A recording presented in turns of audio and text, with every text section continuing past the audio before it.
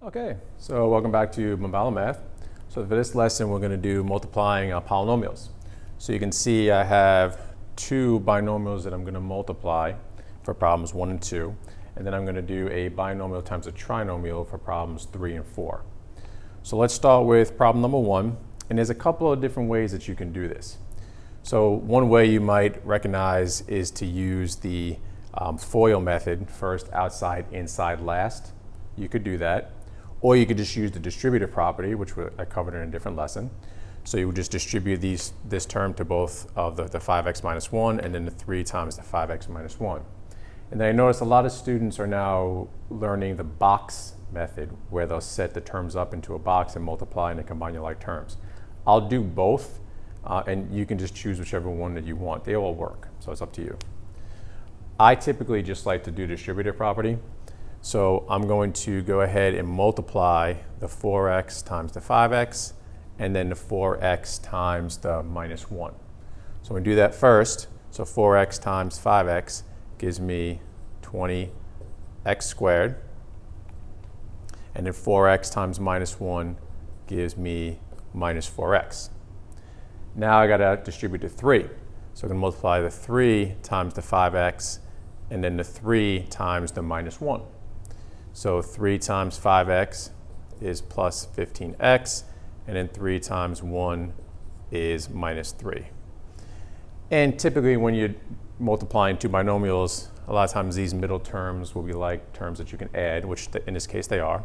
So we have minus 4x and plus 15x. So I'm going to go ahead and drop down by 20x squared. Minus 4x plus 15x is plus 11x.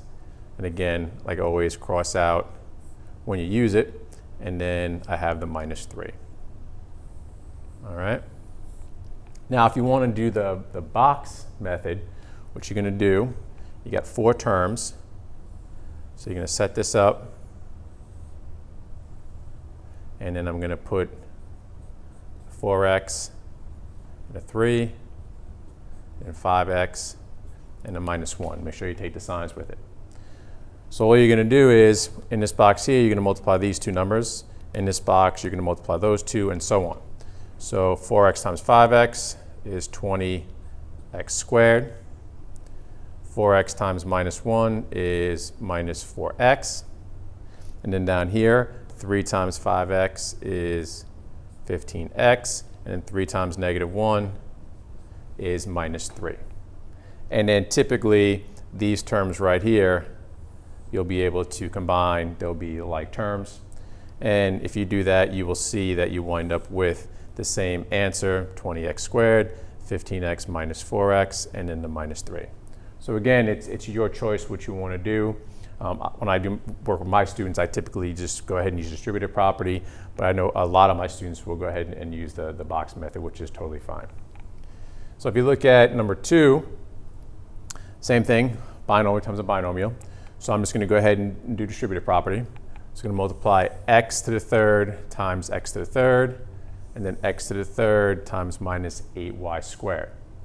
So x to the third times x to the third is x to the sixth. Remember, you add the exponents. And then x to the third times minus 8y squared is minus 8x to the third y squared. Now I'm going to multiply negative 2y squared times x to the third, and negative 2y squared times minus 8y squared. So negative times a negative is a positive. And then, excuse me, sorry, jumping the gun there. So negative 2y squared times x to the third. Teachers make mistakes too. So this is going to be minus 2x to the third y squared. And then negative 2y squared times negative 8y squared is plus 16y to the fourth. Now we're going to look for like terms, which typically will come from the middle terms. And then I'll drop down my x to the sixth, so that's good. Negative 8x to the third y squared minus 2x to the third y squared. It's minus 10x to the third y squared. Cross that out. And then I have my plus 16y to the fourth. And again, you can do the box method which would be the same thing here, and you'd wind up with the same answer. I'll do, with problems 3 and 4, I'll do the box method for one of them because it'll be a binomial times a trinomial, and I'll just show you that one. All right, so let me get rid of this. So as you can see, these are a little bit more difficult because now you get a binomial times a trinomial. You can still do the distributive property, which is what I like to do. The reason why I don't use FOIL, because FOIL only works with a binomial times a binomial. So it's only good for in that situation. Where here, you can't use FOIL. You have to actually use the distributive property. Or, which I'll show you, you can set up the box method. So for this one here, we're going to multiply the 8x times all three of these terms. So when I do that, I got 8x times 7x squared. That's going to be 56x to the third. And then 8x times minus 2x, which is minus 16x squared. And then 8x times 1, which is plus 8x. So that takes care of this times all three. I distributed the 8x. Now I'm going to distribute the 3 to all the terms, all three terms in the next parenthesis. So that's going to be 3 times 7x squared, which is plus 21x squared. 3 times minus 2x, which is minus 6x. And then 3 times 1, which is plus 3. So now you notice we wind up with 1, 2, 3, 4, 5, 6 terms. Well, this is a binomial, has 2 terms. This is a trinomial, has 3. 2 times 3 is 6. So that's a quick way to know if you have the correct number of terms at first. Like we did a binomial times a binomial, so 2 times 2 is 4. We had 4 terms, and we combined whatever like terms we had after that. So same thing here. A binomial times a trinomial, 2 times 3, we have 6 terms. Now I'm going to look for any like terms that I have. Typically, that'll be in the middle again. So I'm going to drop down the 56x to the third. Again, cross out, so you know you used it. Then I have minus 16x squared plus 21x squared. So that's going to be plus 5x squared. I use that. Then I have 8x times minus 6, 8x minus 6x. So that's going to be plus 2x. And then I have my plus 3. And you can see that we're down to 4 terms after combining our like terms. Now, if you want to do the box method, I'm going to need to set up with 6 boxes. So we'll do that.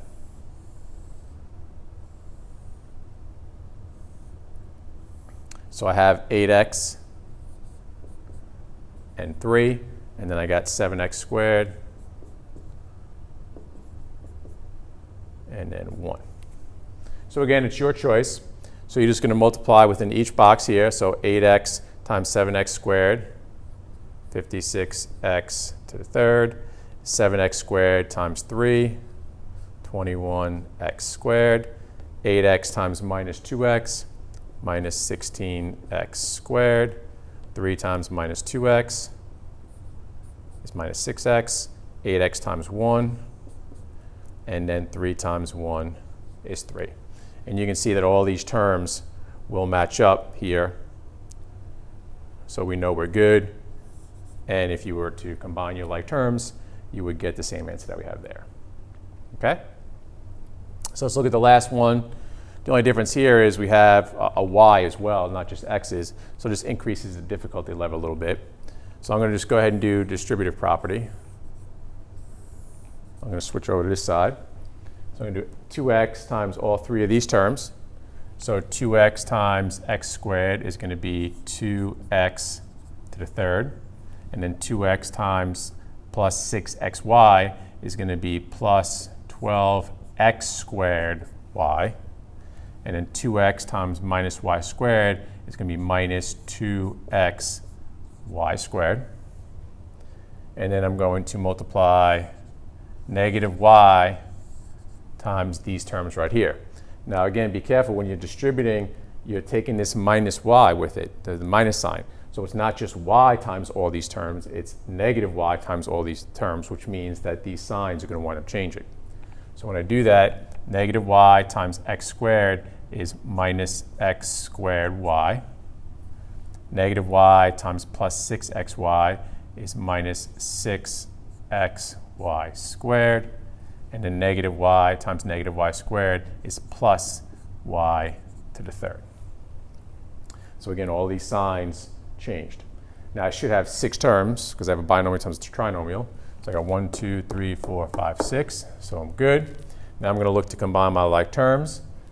Start with my 2x to the third. That's the only one that I have. So that's done. See if there's anything else that are like terms. So I have an x squared y. So I want to look for another x squared y. So that's no, yes, no, no. So I have 12x squared y minus x squared, 1x squared y. So that's going to be plus 11x squared y. I'm going to go ahead and cross that off. And then I have negative 2xy squared. This is another xy squared, so that's good. I can go ahead and combine those. So negative 2 minus 6 is negative 8x y squared. I'm going to cross those off. And then I just have my plus y to the third. So again, you can go ahead and do the box method too for this. You'll wind up with the same answer. It's totally up to you. So hopefully you enjoyed this lesson. There'll be more to come on my YouTube channel at Bombalo Math. And like my first period class used to say, make smart choices. See you next time.